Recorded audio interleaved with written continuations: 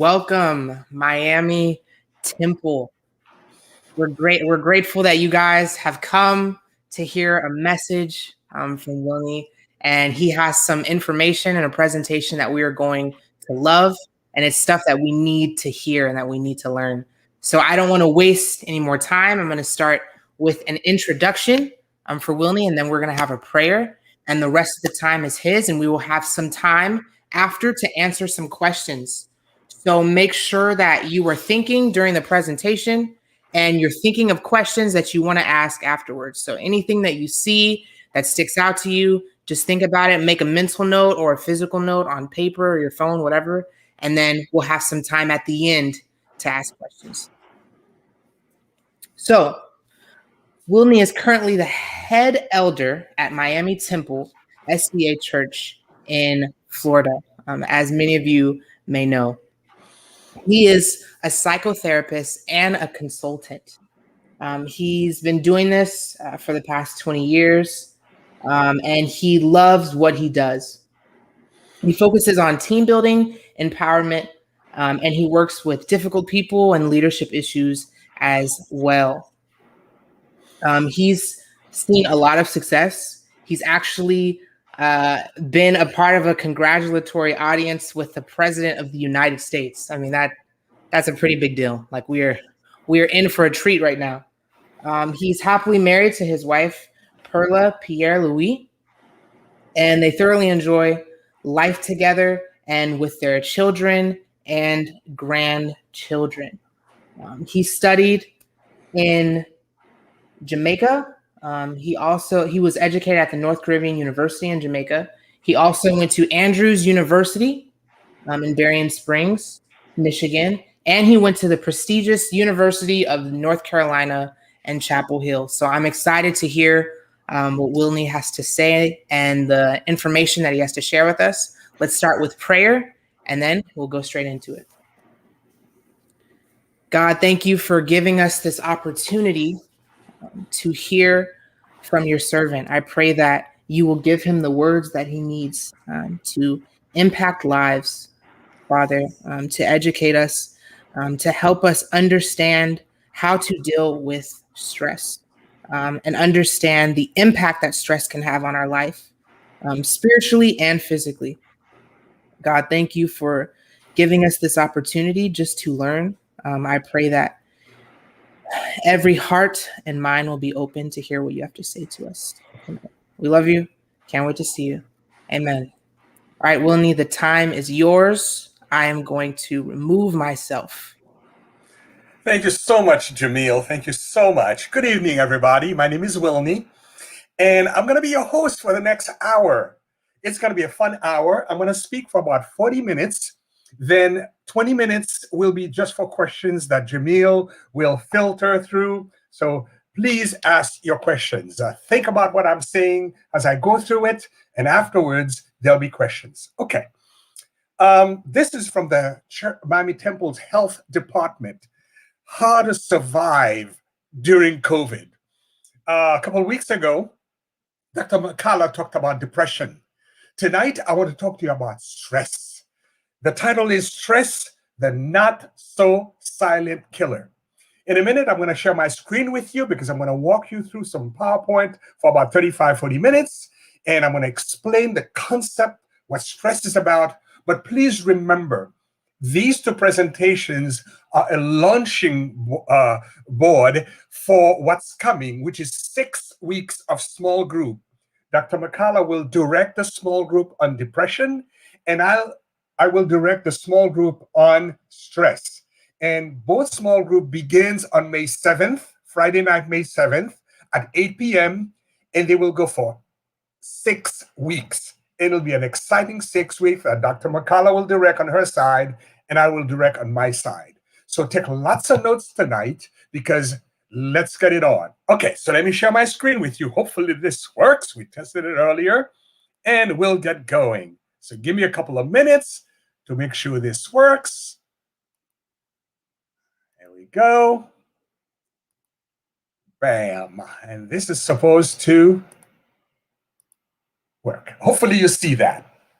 Like I said earlier, the title is Stress, the not so silent killer. Why is that? Well, stress, as you're about to see, is a big deal. A big deal because the human mind and the human body can only handle so much. And you get to a point where so much is too much, you get into the stress zone. It's like this. In life, when you're stressed, it's like drinking from a fire hose. That's what stress looks like. Okay? And when you're not stressed, it's like drinking from a sippy cup. Huge difference. See, this picture is no stress at all. Getting nourishment, drinking, relaxing, and if you're grown up like me, eating a good meal that you enjoy. Stress free. But life is not always like that. Sometimes life is like this. And different times of life, different people go through this type of picture at different times. Would you believe some people live like that a lot of the time? Most of the time? That is a scary thought. So, what is stress? What is it about? Thought you'd never ask. So, let's do some definition. So, stress really can be defined as any type of change that causes physical, emotional, or psychological strain. Stress is your body's response to anything that requires attention or action. But here's the problem. A lot of the time, when we are stressed, we don't pay attention and we don't take action. So sometimes you may get physical stress, like a headache, body ache. You said, I'm going to be fine. So the longer you wait, the higher the stress goes. Sometimes it's emotional. You feel angst. You feel kind of down. Or you feel excited, too excited. That is emotional stress. Then there's psychological strain. You've been under a lot of pressure for a long time. That's a sign of stress. Another definition of stress. There's no medical definition of stress. And healthcare professionals often disagree over whether stress is the cause or of problems or the result of them, chicken or the egg. So we have to settle in the middle saying that stress exists. Whatever your personal definition of stress is, it's likely that you can learn to manage your stress better. Tonight, Launching Pad is about taking the first step to kind of help you, teach you how to manage your stress. And during the 6 weeks of weekly small group on stress management, I'm going to teach you a lot of techniques and things you need to know to help you de-stress. Let's keep going. A question that often get asked when we have these discussions is stress a mental health problem? You would wonder. Being under pressure is a normal part of life. It can help you take action, feel more energized, and get results. Did you know there's such a thing as good stress? Actually, the technicians in the field call it eustress, EU stress. What that means is good stress is when you are pressured to do something good. Like some people, they don't work well until they wait to the last minute to get something done. And that is good stress because some people operate better under that kind of pressure. Okay? So that's normal part of life. We get in trouble when, like I said earlier, we don't pay attention and the stress goes overboard. If you often become overwhelmed by stress, these feelings could start to be a problem for you when that needle goes in the red section. Stress is not a psychiatric diagnosis, but it's closely linked to your mental health in two important ways. So here are the two important ways. Number one, stress can cause mental health problems and make existing problems worse. So you already have a problem and then you're stressed. So because the stress makes the problem worse. Your body can no longer handle the problem because the stress comes on top of it. For example, if you often struggle to manage feelings of stress, you might develop a mental health problem like anxiety or depression. Okay? Now, the stress itself is not a mental health problem, but because of the issue that you may have had before in your unchecked stress, it becomes anxiety or depression. Mental health problems can cause stress. You might find coping with the day-to-day symptoms of your mental health problem, as well as potentially needing to manage medication, healthcare appointments, or treatments can become extra sources of stress. For example, some people handle life better than others. You can have two siblings going through the same issue, and one handles it well, and the other person feels stressed. You can have a couple, married couple. They are going through the same stressor. One handles it well, the other not so well. It depends on the issues they were dealing with before the stress occurred. So let's talk about US stress statistics. This is just an overview to give you an idea how we in America deal with stress. Let's look at the top right. 77% of stress is physical in America. 73% is psychological. The A there got chewed up by my computer. 33% of people feel extreme stress. Okay? 48% over 5 years increased over 5 years. In other words, some people are stressed so much that it increases over 5 years. Money is a big stressor. 75% of stressors, people who are stressed, are from money. 48% of people get stressed from lack of sleep. So that gives you an overall statistics of what's happening in America. Here's another way of looking at some of the statistics of stress. Stress has been called the health epidemic of the 21st century by the World Health Organization, WHO.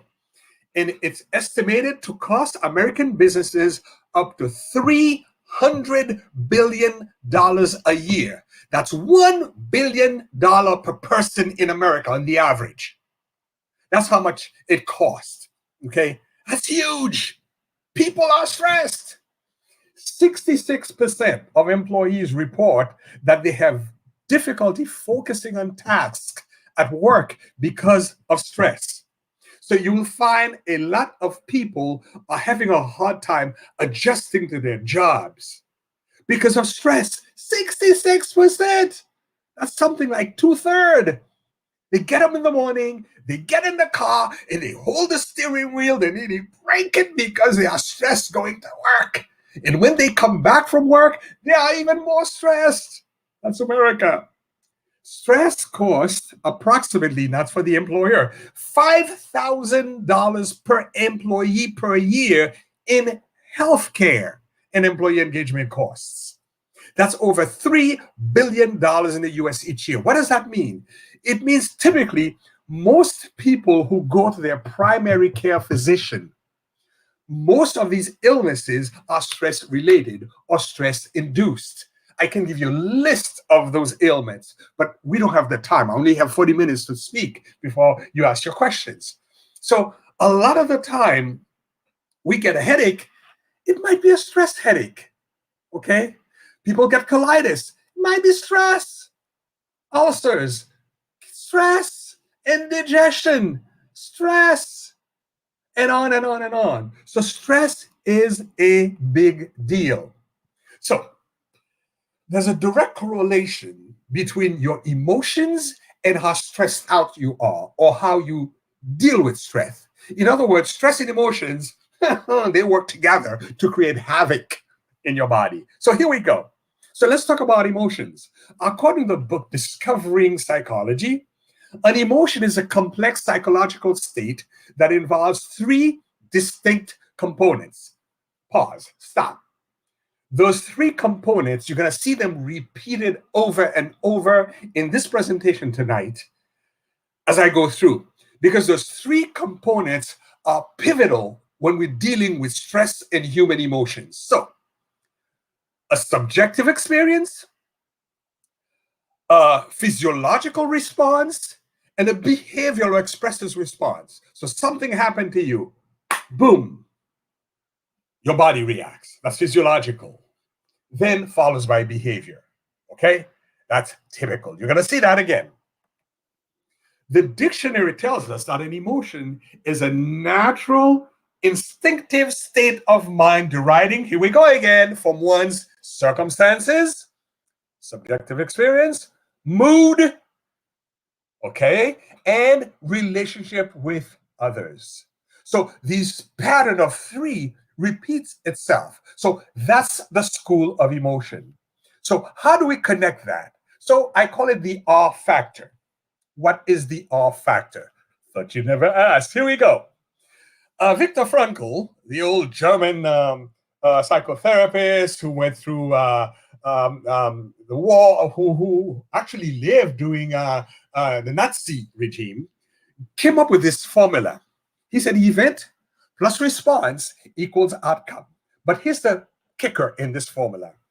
He says between event and response, you have space. So let me read this to you. Between stimulus, which is the event, and response, there's a space. In that space is our power to choose our response.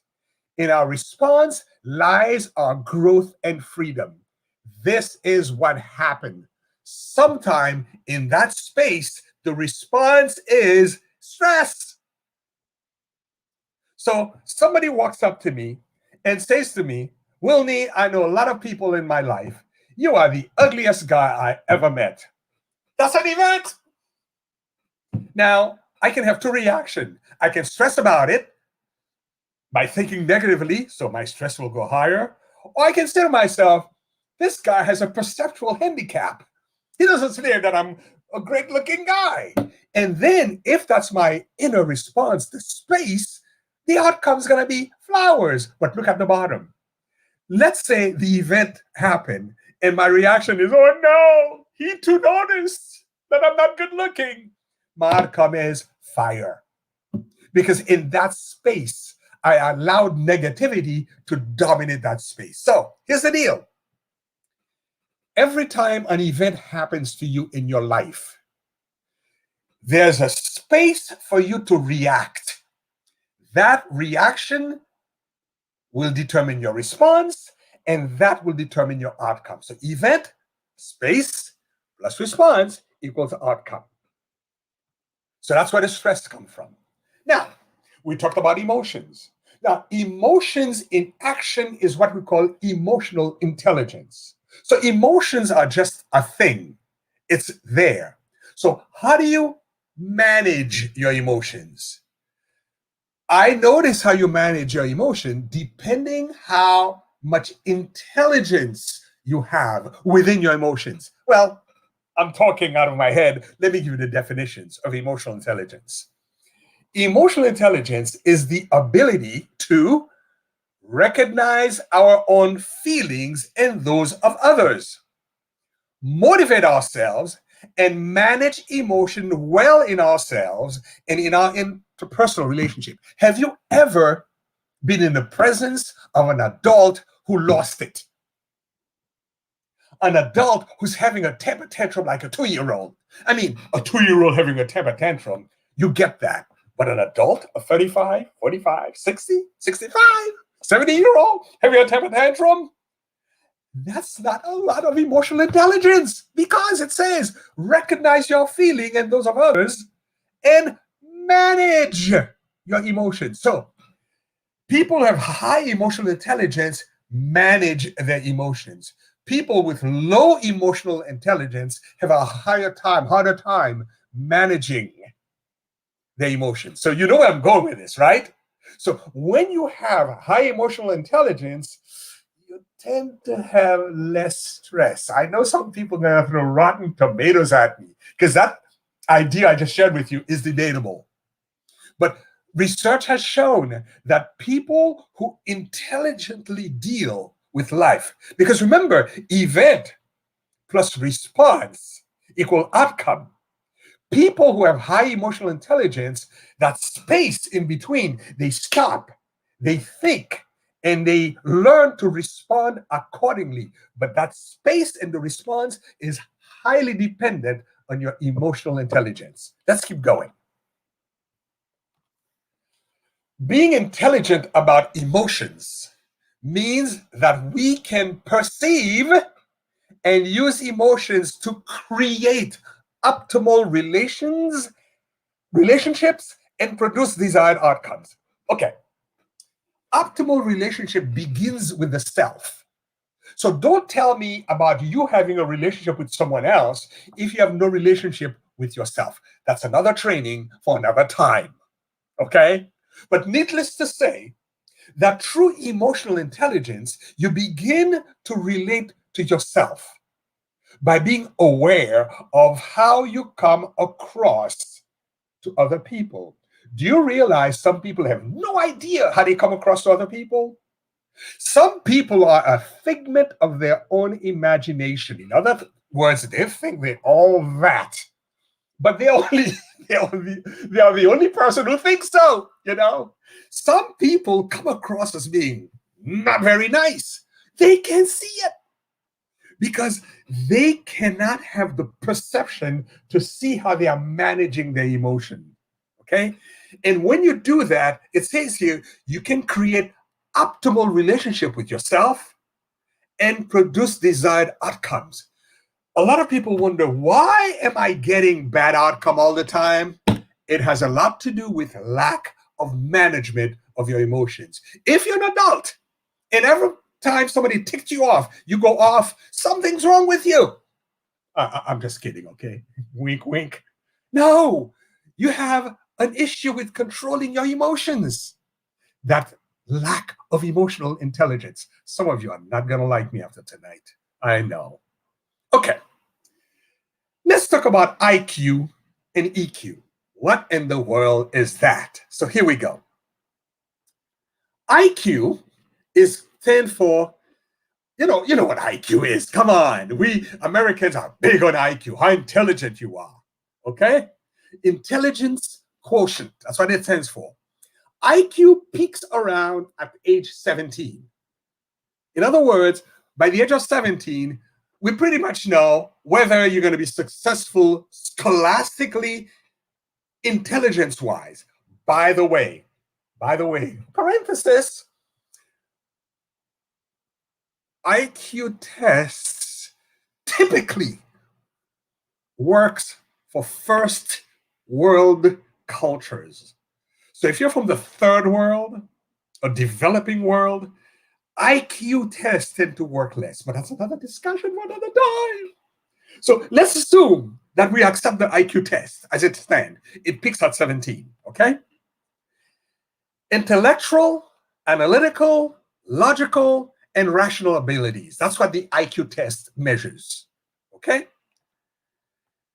Learn, retain, recall information. That's what the IQ test looks for. And lastly, it's a knowledge-based problem solving. So let's say you were born outside of the country of America and you come here as a 15 or 16-year-old, most likely your IQ will not be very high. Does that mean you're not intelligent? You get my drift? Okay. Emotional intelligence, which is the EI, is quite different. Check this out. Emotional intelligence is not directly related to IQ. It's not fixed at a certain age.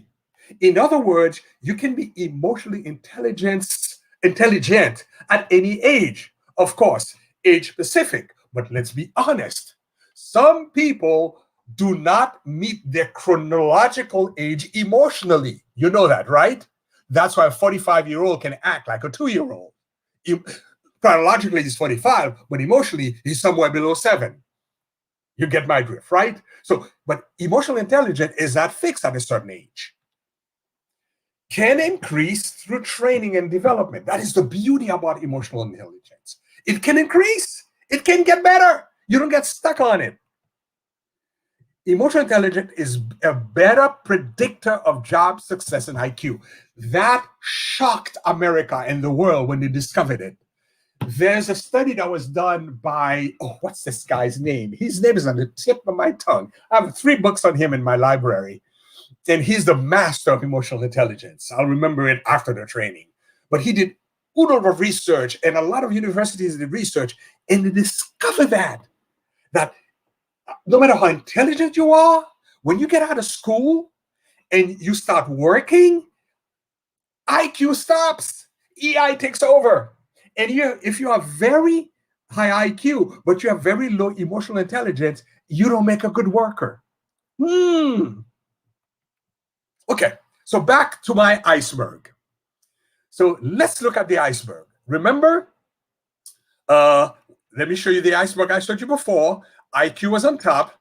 I have to go back to that to remind you. I should have had it twice. IQ was on top, and EQ is at the bottom, okay? I just want to remember that. Okay. Here we go. At the bottom, notice on the iceberg, you all know this, what you see is not what you're getting. The bigger part of the iceberg is at the bottom.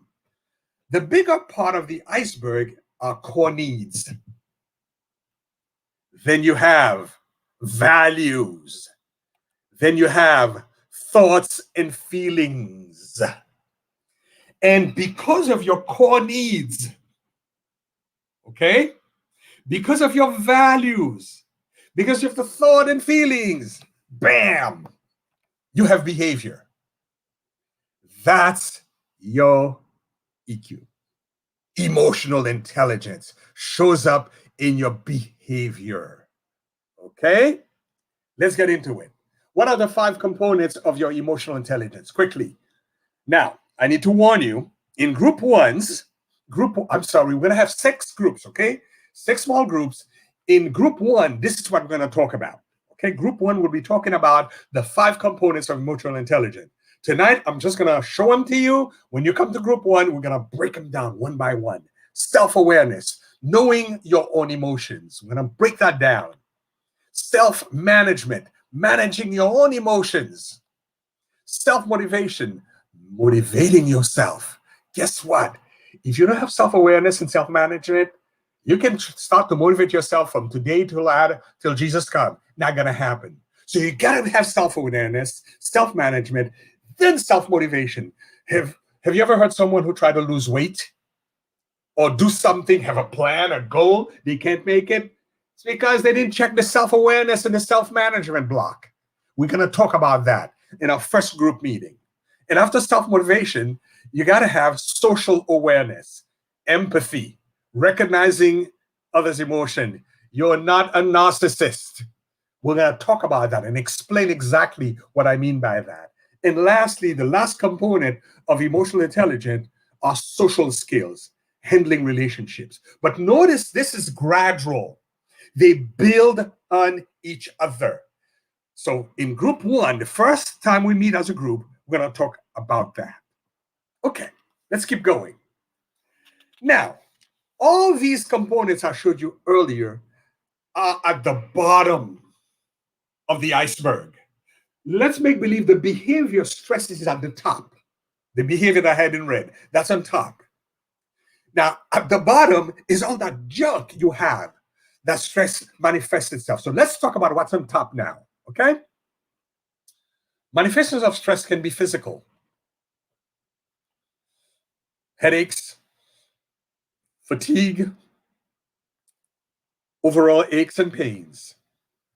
It can be emotional, tearfulness, anger, depression, and avoidance. By the way, this slide and the next one, which will be what we discuss in group number 2. The second time we meet, we're going to talk about the manifestations of stress, and then I'm going to show you the next slide. We're going to do those 2 slides together. I'm going to break it down for you. And I have a whole big presentation and how people who are avoiders have high stress in their lives. Yes, we have a group of people called avoiders. They exist. We're going to talk about that. Stress can also manifest itself through cognitively, okay? Poor concentration, memory loss, diminished ability to remember simple things. That's cognitive stress. And the last type of stress we'll talk about in our second session is behavioral stress. Quitting too soon when you have a goal. You get stressed out, it get difficult, you're out of there. Social withdrawal. Some people cannot do crowds. Social withdrawal. Sometimes it's because of behavioral stress, which is, by the way, driven by emotional stress. And I'm going to make that connection when we meet in group 2 between emotional and behavioral stress, how one feed the other, however, powered by the cognitive. Oh man, you're going to love group 2. Okay? Loss of interest and happiness. Do you realize some people can be so stressed out, it reach a peak where they no longer want to be happy? We're going to talk about that. Let's move on. So, what are stress building beliefs? We're going to talk about that in also in session 2. This last slide and this one. There are certain beliefs you have that keep stress going. Here they are. Perfectionism. You know, no one is perfect, right? But that's a belief. I'm going to break it down for you. People pleasing. Stress building belief. Competence. Oh, that one is a doozer. We're going to talk about that one. Control. Have you ever met a control freak? This week, I was counseling a couple who happened to be a ministry couple in another state. They've been my client for years and years and years. So this week was time for the pastor's wife to deal with me.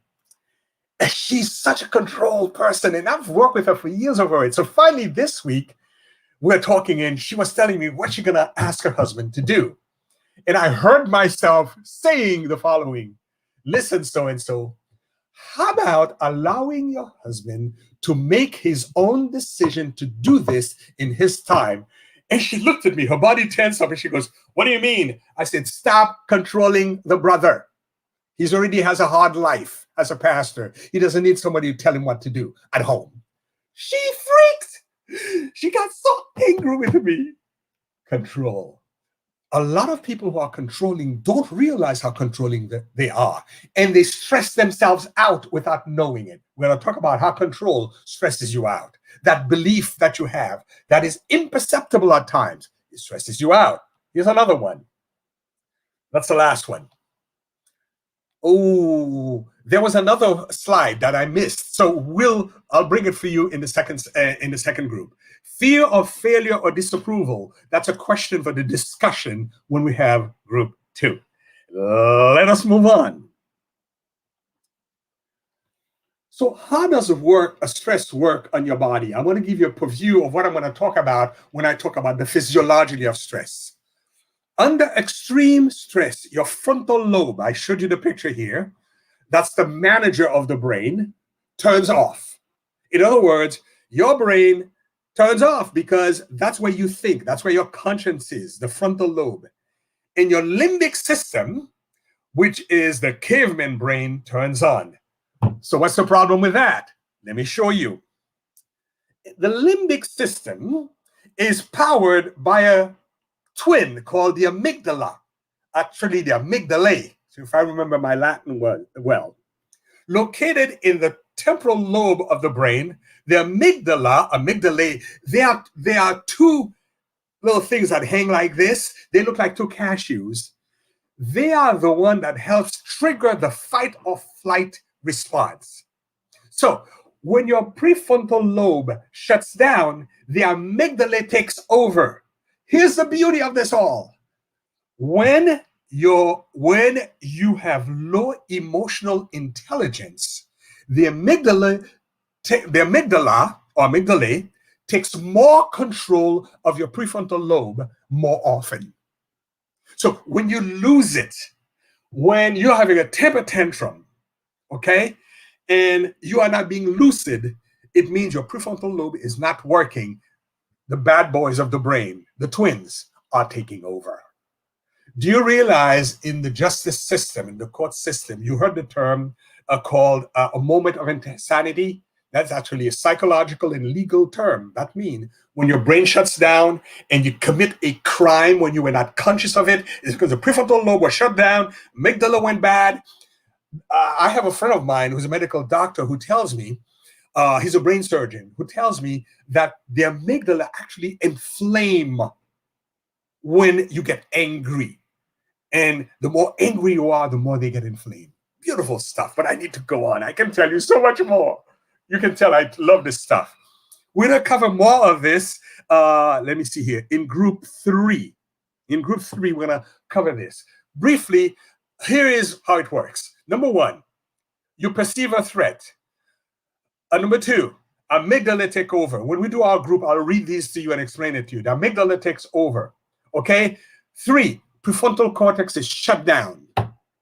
Okay? It says here under stress, the brain region shuts down and you are out of control. Your emotional intelligence is out. That's the way it works. Let's move on. If you want to know more, come to our group. Okay. So when that happens, different levels of stress occur. You see, on the left side, we have the performance. When you perform, you're performing well. You're not doing a lot. You're inactive. Very little stress. Under load. Performance goes up. Optimum stress. But there comes a time when your stress is high. Performance is high. Stress is high. You are fatigued. You should stop there and reduce performance. But let's say you continue to perform, you can hit exhaustion. And notice the red part. Not even a performance at job, but performance in being human. The red part is where the amygdala takes over. You have anxiety, you have panic, you have anger, and you break down. You are overstressed. And man, I can spend a whole hour in explaining to you this diagram on human behavior, but I need to move on. Okay, this is what we're going to do in group number 4. This is the social style of dealing with stress. In the world, we have 4 groups of people. This is what we call them, SELF. We call this the self profile. We have the socializer, that's your happy-go-lucky person. We have the executive, that's the boss of the universe, the self-proclaimed boss of your universe, actually. They execute orders. They tell you what to do, when to do it, and how to do it. You have the lovable, the sweet person who want to hug you and sing kumbaya. Let's have lunch. And then you have the factual. Just the facts, please. Bottom line, okay? So what I'm going to do in group number 4 is show you how these 4 people respond to stress, how they are affected by stress, and I'm going to start showing you from group 4 how to deal better with stress. So starting with group number 4, we're going to start solution. I'm going to give you all the facts, group 1, 2, and 3. We're going to study the science of stress. Then starting with number 4, let's start problem solving. How do we solve the problem of stress in your life? For the socializer, for the executive, lovable and factual. In case you haven't noticed, I'm a socializer. High energy, baby. Okay? Okay, let's move on. Now, let's conclude my presentation, and then I'll let you ask a question. Group 5 will be about stress management. Remember, I begin with the self-profile, tell them specifically how to manage their stress, because everyone in the group will know exactly whether they're S, E, L, or F, because I will give them a little test for them to find out. That's part of the group. Okay? So stress management, how do we do that? Recognize what are the stressors in your life and how you're dealing with them. In our group, we'll talk specifically, because every group is an hour. We'll have plenty of time to find out, okay, what is your stressor? Oh, by the way, each group can only have 16 people. So the first 16 that email me or text me, okay, you in. After 16, that's it. That's all. Because of the dynamics of the group, that's all we can handle. Same thing with Dr. McCullough. First 16, you in. After that, sorry, okay? All right, so we'll talk about how to recognize your stress. I'll tell you exactly how to recognize the stressor. I may even help you to understand what type of stress you have. Reverse, learn how to manage your stress and seek support. Seek support. I'll show you that too. And lastly, take care. How to build your resistance to stress by taking care of your physical and emotional health. and I have specific things that you need to do physically and emotionally to deal with stress. Okay? Very, very important stuff. So, one of the things we'll talk about doing group 5 is the basic needs of the 4 social types. Okay? For example, the socializer has a need for recognition. That's just bottom line. The executive has the need to be in control. The lovable has the need to belong. And the factual has the need to be right. Within the context of each needs, that's where the stressor is. And here's the kicker. I'm going to make a connection between their needs and how to manage their emotional intelligence. Man, group 5 is going to be a beautiful thing. All right, I'm done. Let's conclude. So, stress management has to do with, I'm going to talk about group number 6, the last group. I'm going to talk to you how to meditate / pray. I'm going to show you new ways to meditate and pray. It'll blow your mind. Nature, how to use nature to distress. Exercise. Jamil, you're going to love that. Time management. Music. When I have patients as a clinician, when I have patients or clients who come to me who are highly, highly stressed and or have high anxiety, there's a technique I use within meditation and music together that is wonderful. I'm going to talk about that in group number 6. Laughing, best medicine, and having a hobby. All right, let's conclude. Okay, I forgot about behavioral intervention. We're going to talk about that in group 6 also. About stop perceiving yourself as a victim, how to take action, ask for help, delegate, volunteer activity, help a needy person and family, go to school, get enough sleep, make healthy food choices. We're going to talk about that in group 6, and I'm going to give you assignments. Yikes. Conclusion. Wilny's stress-free secrets. You can take that home for free, okay? And when in our group, we're going to practice these. Here's my secret to being stress-free. I don't do stress, right? I don't do drama. I don't do stress. Here's my secret. Number 1, daily. Be thankful for something and or someone. Weekly. Do something good for yourself. And when you come to our group, we're going to tell you exactly. I'm going to give you some specific example. My time's up, so I need to end. Monthly. Give yourself a gift. Just go to the store and buy it. It doesn't have to be expensive. Quarterly, take a mental health day off. Go off, leave home. If you have kids, let them go to school when COVID is over and dress up. Make sure that you dress up as if you're going to work. And as soon as they leave, take your clothes off and get your slippers and pajama on, get some bonbons and watch TV all day. That may be your mental health day off. Me, I take off. And yearly, take a vacation away from the familiar. That's my stress-free secret. And if you talk to Perla, she'll tell you I practice this. All right, I'm done. So, Jamil, the show is yours. I'm ready for questions. Let me stop sharing. Thank you so much for that awesome presentation. You were very knowledgeable. I learned a lot.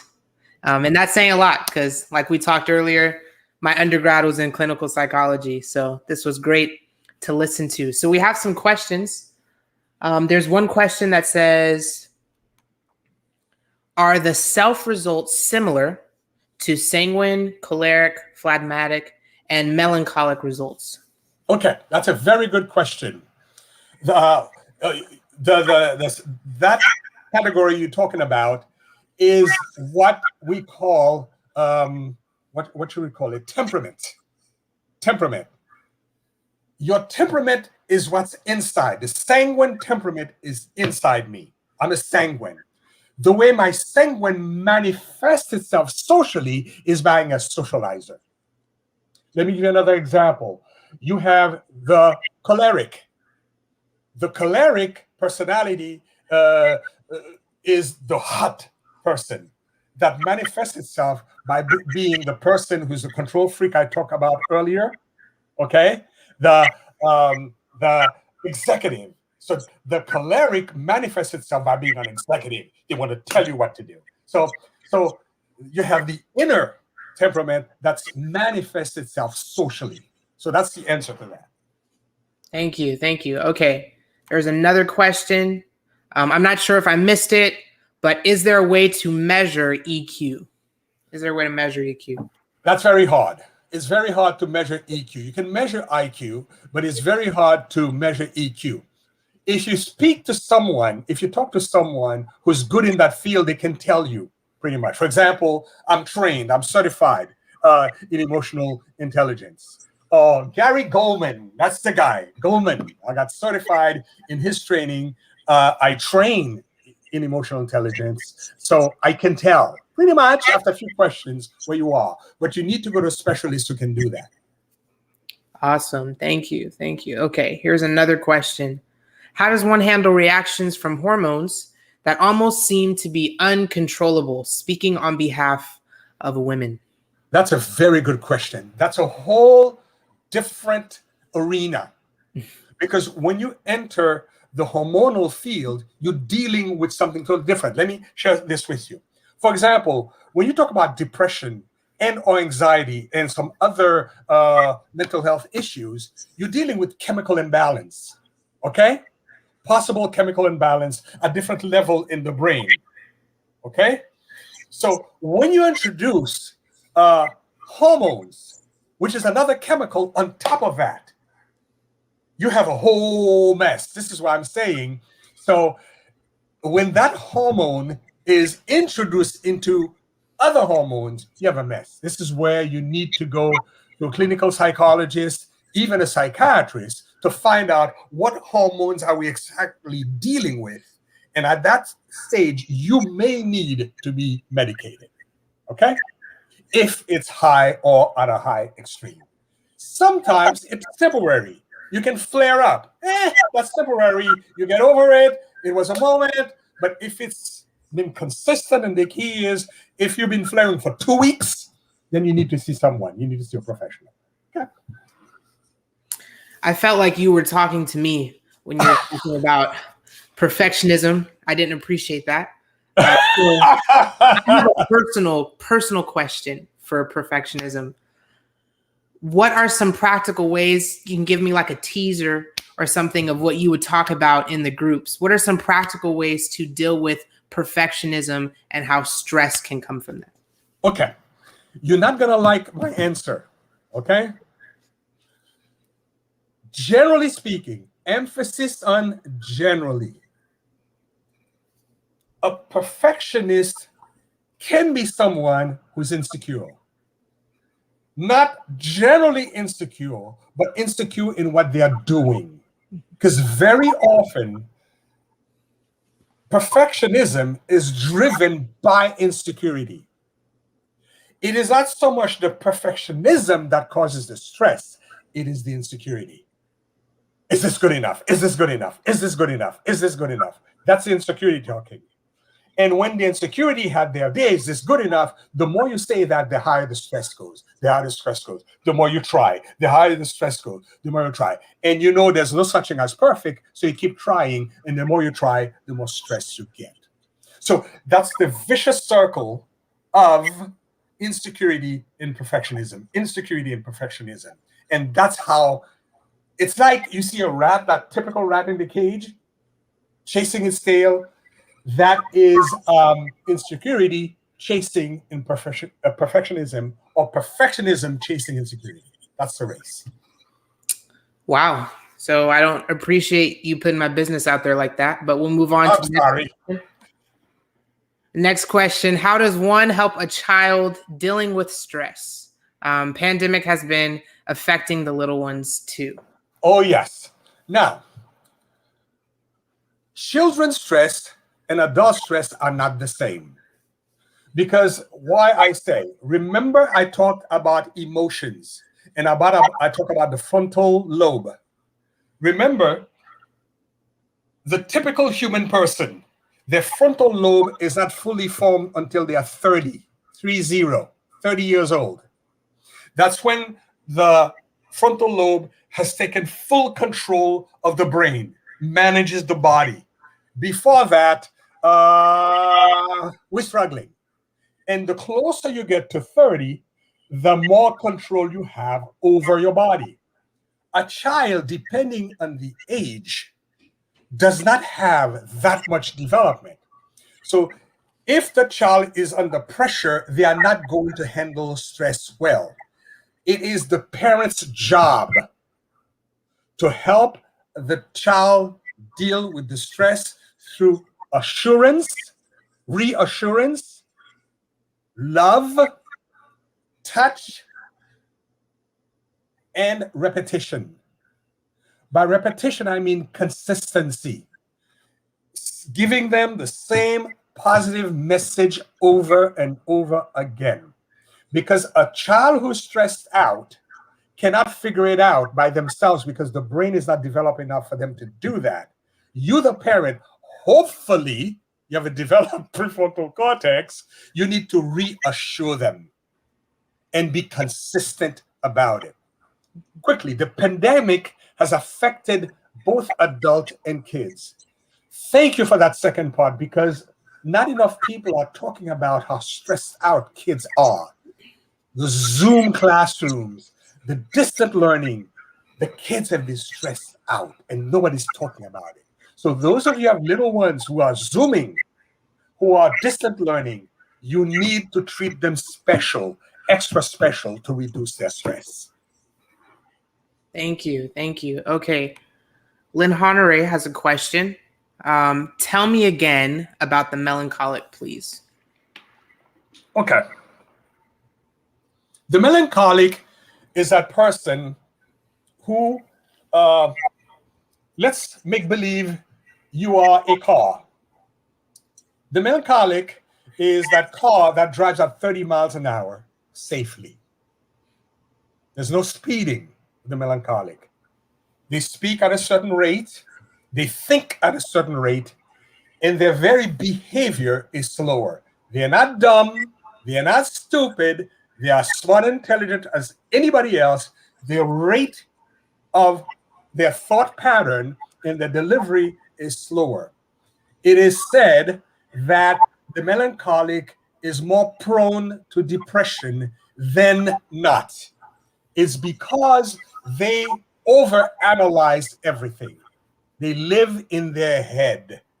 And as you know, analysis can bring paralysis. So sometimes the melancholic has a tendency of paralyzing themselves. So what we do, those of us who are therapists, when they come to us, we have to get them outside their head. Okay? We use a lot of cognitive therapy to help them see the world for what it really is. So logically process information as opposed to emotionally look at the world. So the melancholy, think of just someone who's processed life at a slower pace. That's the best way I can describe the melancholy. I hope that helps. Yes, I definitely resonate with that. Processing things slowly. That is definitely me. So for the person who's watching this and they think, I mean, this is a great presentation, but why do I need to care about stress? Like, I'm young, I have like years ahead of me. Like, why is stress something I need to address right now? What would you say to that person? I'll tell them to look at the title of my presentation again. Stress is a silent killer. Remember what I said. Most people who have physical illnesses primarily is a lot of, okay, let me give you the research. The research said in America today, check this out, up to 70% of people who go to their primary care physician with an illness, that illness is stress-induced. So a lot of the time, if the person find out what is my stressor and take care of that stressor, the secondary ailment is taken care of over time. For example, high blood pressure, typically if you didn't inherit it in the gene pool, a lot of it is begin with stress. But once it's on you, it's very hard to get rid of. Okay? Anxiety, stress-induced. So stress really kills people. So it doesn't matter how young you are, the longer you'll be stressed out, the more your damage you're doing. And I have a friend of mine, another friend of mine I did a training with. His real name is Dr. Amen. I kid you not, A-M-E-N. and he's a psychiatrist. He's a Christian. He does what we call brain. What's the thing he does? He does brain mapping, and he's got some special instrument who takes pictures of the brain, and he can show you through brain. I forgot the term he calls it, where he takes a picture of the brain. He shows you how stress eats up a portion of the brain, and he makes a correlation between high stress in life and early onset dementia. So high stress can lead you to dementia. And I have about 6 or 7 of his books in my library. The man is awesome, and he's one of the few researchers who made a correlation with stress and dementia. So that's serious.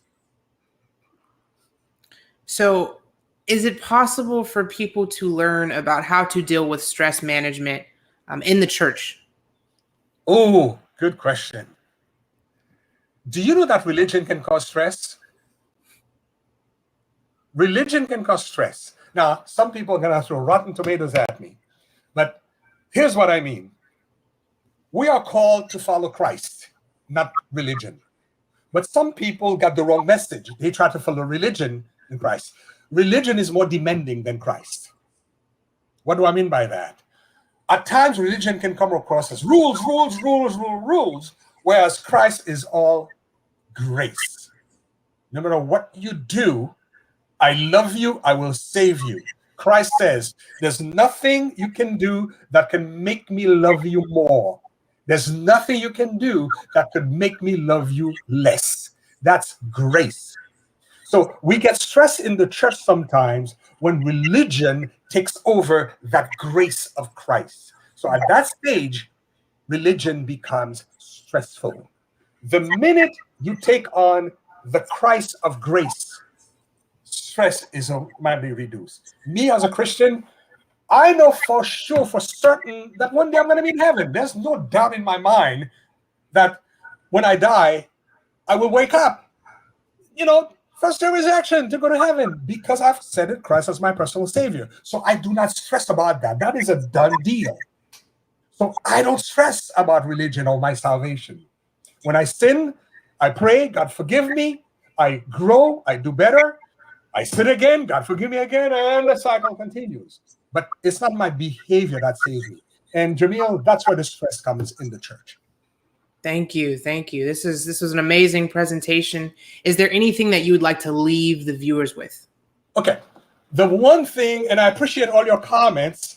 I don't have time to read all of them. I'll read them afterwards. One thing I want to leave you with. Whenever you are faced with a stressor, remember, event plus response equals outcome. Take the pause.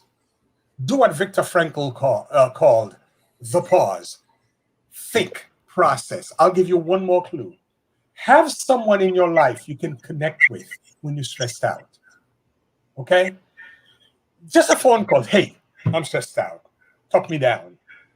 It works. It helps. So always have someone you can connect with. Prayer helps too, but sometimes we need somebody live. So pause, process, call, or talk to someone, because stress kills, but Jesus saves. Wow. Thank you. Wow. Thank you so much. Do you mind closing with prayer? I will. So for those of you who want to be part of the group, either myself or Dr. McCalla, please contact us. If you don't have our text, you can text us or email us. I don't know how to provide it to you right now. I'm going to write it in the comment. Will they see my comment if I post it there? So I'm going to write down my email. It's Wilny Audain at gmail.com. So email me, first16.com, you in. So this is my email right here. I've put it in the chat. So Wilny Audain. Sorry, you going? WILNYAUDAIN at gmail.com. Okay?